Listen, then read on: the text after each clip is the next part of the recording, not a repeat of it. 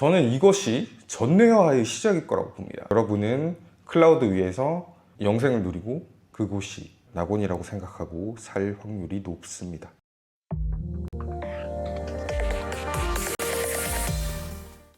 자, 아이저씨 아이데니 두 번째 시간 시작합니다. 지난주 영상이 좀 길었던 것 같아서 오늘은 좀 짧게 하겠고요. 오늘은 서브컬처계에서 난리가 났어야 할 어떤 사건을 말씀드립니다. 그런데 서브컬처계에서도 난리가 안 났고 저희 팀원들도 별로 관심이 없는 거 보니까 저만 관심이 있나 봐요. 지난주 AI 매터스에는 굉장히 재밌는 논문이 하나 올라왔습니다. 디지털 미라는 건데 덴마크 공과대학교 그리고 영국의 노선프리아 대학교 이런 데 연구진이 모여갖고 어떤 AI 모델을 하나 만들었어요. 이게 뭐냐면 HDT, 휴먼 디지털 트윈을 만든다 뭐 이런 내용이었는데요. 디지털 트윈 뭔지 아시죠? 건물이나 자동차 쪽에서 많이 쓰는 3D 복제본을 만들어서 뭐 공기역학이나 이런 걸 테스트하는 거를 디지털 트윈이라고 그러죠. HDT는 사람을 디지털 트윈으로 만드는 거예요. 그러니까 우리가 뭐 평소에 했던 대화 그리고 뭐 심박수 이런 동적 메모리와 정적 메모리를 포함해서 어떤 사람의 복사본을 뜨는 겁니다. 예를 들어서 아이저씨를 하나 더 만들면 이제 이 친구가 저랑 대화를 할 수 있는 거죠. 실제로 인플루언서들은 이런 거를 하고 있는 분이 계시죠. 자기의 대화 패턴을 2000시간 정도 녹음을 한 거를 AI한테 던져줘서 챗봇을 만들고 이 챗봇과 팬들이 소통할 수 있는 서비스를 하는 경우가 조금 있죠. 근데 HDT는 여기서 더 나간 겁니다.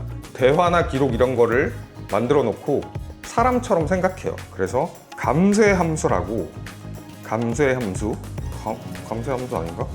감쇄함수라는 거 도입해서 인간처럼 중요한 기억 이런 거는 남겨놓고 사소한 기억, 단기 기억 이런 거는 잊어버립니다. AI가 잊어버리는 거예요.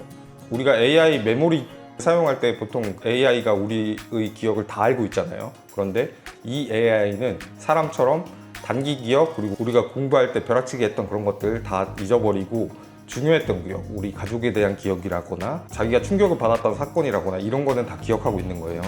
그러니까 아이저씨 디지털 트윈한테 물어봅니다. 너 최근에 무슨 일 있었니? 이러면 최근에 있는 일은 대답을 해요. 근데 3년 전에 무슨 일 있었니? 그러면 기억 안 나는데? 챗봇이 이렇게 대답을 하는 겁니다. 굉장하죠? 그런데 여러분 AI 챗봇의 가장 문제가 뭐죠? 환각이잖아요. 할루시네이션, 헛소리를 한다는 거죠. 예를 들어서 챗GPT 초반에 가장 큰 문제가 그거였잖아요. 말하면은 그럴듯한 말을 하는데 알고 보면 다 거짓말이고 뭐 이런 문제가 있었죠.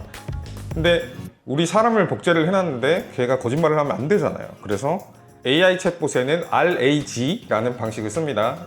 이게 뭐냐면 기존에 갖고 있던 기억들 그리고 메모리들 여기에다가 새로운 정보를 검색해서 이 두 개를 벡터화 시켜서 비교하는 거예요. 어려우시죠? 모르셔도 됩니다. 하여튼 새로운 정보를 갖고 와서 비교해서 제대로 된 답변을 만들어내는 방식을 RAG라고 하는데 지금 모든 챗봇들이 이걸 하고 있어요.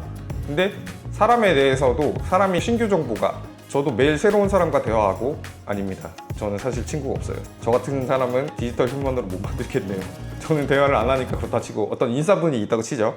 인싸분이 새로운 분과 대화를 매일 합니다. 그러면 이제 이 데이터로 갖고 와서 RAG를 실행을 해서 이 사람이 안 했을 법한 말들은 걸러갖고 답변을 주는 겁니다. 그 결과는 굉장했어요. 사실은 이 모델 시험도 실제 사람한테 한 건 아니고 가상의 사용자 에나를 기반으로 만들었습니다. 그러니까 가상의 사용자 에나의 몇 년치의 대화 그리고 신체 징후, 장기 기억, 단기 기억 이런 걸 조합해서 만들었는데 에나는 친구한테 대답할 때도 굉장히 챗봇이 아닌 사람처럼 대답을 했고요. 예를 들어서 친구인 다니가 너 기분 별로 안 좋아 보이는데 괜찮아? 이렇게 물어보면 챗봇은 이렇게 대답할 겁니다. 안녕 다니, 걱정해줘서 고마워.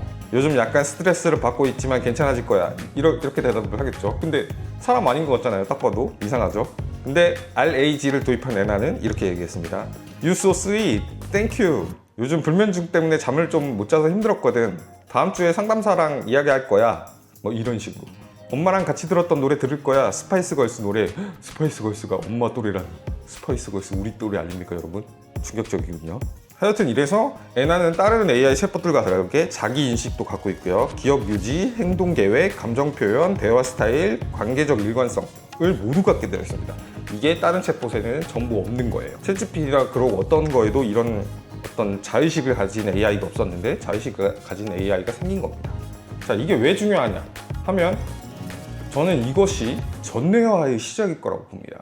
전뇌화가 뭐냐면 이제 칩셋, 칩이나 클라우드 같은 데다가 우리 뇌를 업로드하는 거죠. 뇌를 전산화한다 해서 전뇌화라고 그러는데, 이게 많은 디스토피아물에 등장을 하죠. 그 중에 가장 유명한 거 아마 총몽 아닐까 싶은데, 미국 제목은 배틀엔젤 알리타, 한국 제목은 총몽입니다. 총몽. 총몽의 주인공이 갈리예요.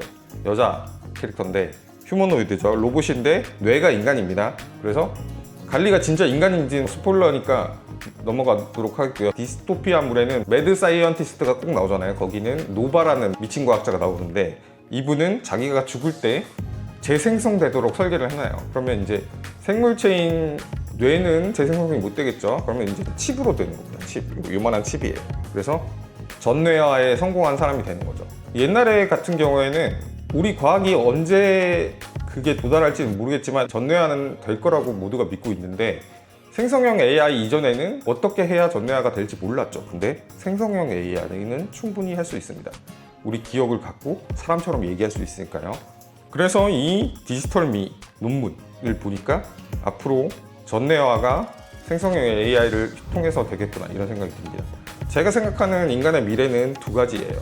지금 약물이나 인공장기 이런 것도 AI 때문에 굉장히 빠르게 발전하고 있거든요. 예를 들어서 약 같은 경우에는 제약회사 다니는 분한테 들었는데 신약 개발이 한 10년 걸려요. 근데 지금 AI 때문에 임상 과정을 제외하고 지금 AI를 도입한 약물이 거의 1년 만에 나오고 있습니다. 그리고 이 약물이 개인화도 가능해요. 그래서 이런 약은 젊은 제가 먹으면 괜찮지만 나이 드신 우리 부모님 드시면 별로일 수 있잖아요. 그런 것도 다 개인화가 가능하다는 겁니다. 실제로 그 연구가 진행 중에 있고요.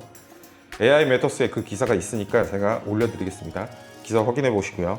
로보틱스가 발전하니까 인공장기나 어떤 신체의 파트, 그리고 막 시각보조장치 이런 것들도 빠르게 발전하고 있죠. 그래서 인류의 미래가 두 가지가 어떻게 나뉘냐면, 부자들은 이 팔이나 장기를 갈아 끼면서 오래 살고 신체를 유지하면서 오래 살고, 아니면 저같이 뭐 가진 게 없는 사람은 전뇌화를 한 다음 영생을 누리지 않을까, 이런 생각을 해봅니다. 대신 신체는 없겠죠. 신체는 나이 먹으면 보내줘야 되겠죠.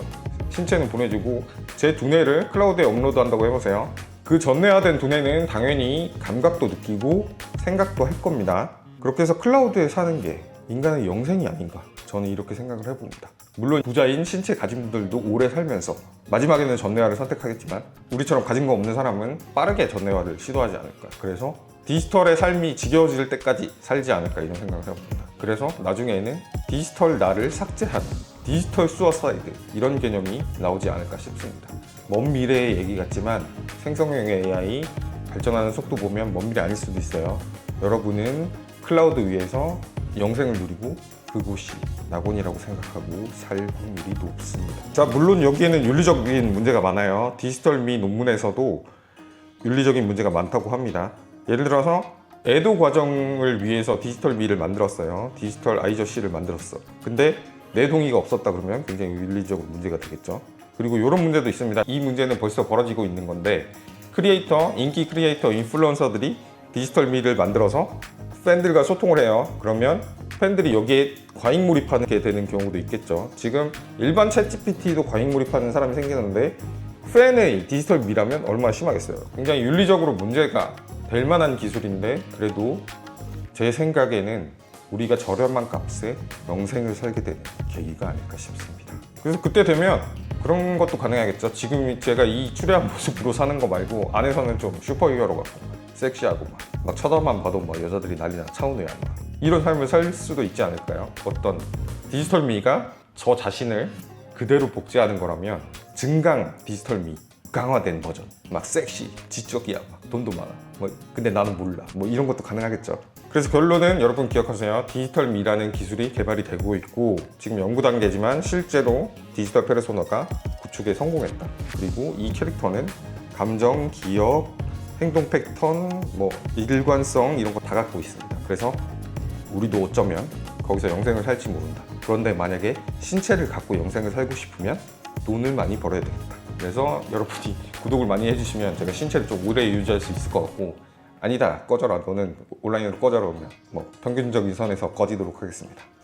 자, 이 내용은 AI 메터스의 리포트 항목에 올라와 있는 거예요. 그래서 이거를 정리해서 기사도 올려놨고 쇼츠도 하나 만들어 놨는데 요거를 읽어보시고 논문도 읽어보시면 좋고요. 요즘 논문 같은 경우에는 그 챗GPT나 클로드 유료 플랜 쓰시면 번역해줘 하면 번역도 다 해주거든요. 그래서 번역해서 보시고, 우리가 영생을 산다 그러면 지금 삶의 프레임워크가 달라져야 되잖아요.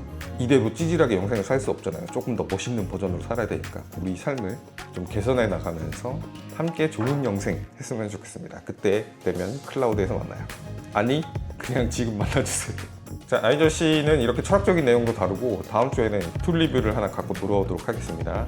뭐 이것저것 여러분이 원하시는 거 많이 할 테니까 저한테 원하시는 거 있으면 뭐 옷이라도 벗어라, 누드쇼를 해라, 벗으라면 벗겠습니다. 하여튼 그런 여러분이 원하는 여러 것들 준비할 테니까 댓글 많이 남겨주시고요. 저는 다음 시간에 돌아오겠습니다. 여러분 구독, 아이하니